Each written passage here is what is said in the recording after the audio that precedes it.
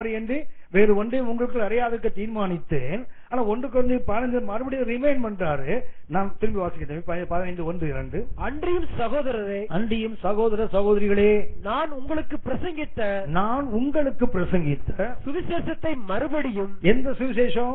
இயேசு சிலுவையில் அறையப்பட்டாரு, அந்த சுவிசேஷத்தை மறுபடியும் உங்களுக்கு தெரியப்படுத்துகிறேன். நீங்களும் அதை ஏற்றுக்கொண்டு அதிலே நிலைத்திருக்கிறீர்கள்.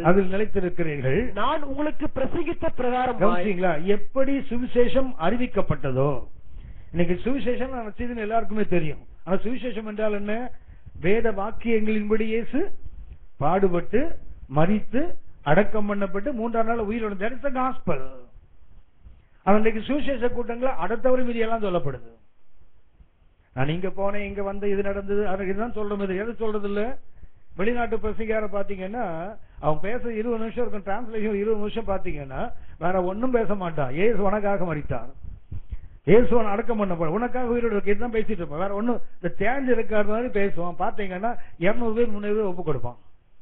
நம்ம ஆளை விட்டீங்கன்னா வசனத்தை அக்கு வேற ஆணி வேற பிரிப்பான். ஒரு பேர் கூட ரட்சிக்க பண்ண மாட்டான். ஏன்னா சொல்ல வேண்டியதை நம்ம சொல்லல, எது செயல்படுமோ அதை சொல்லாம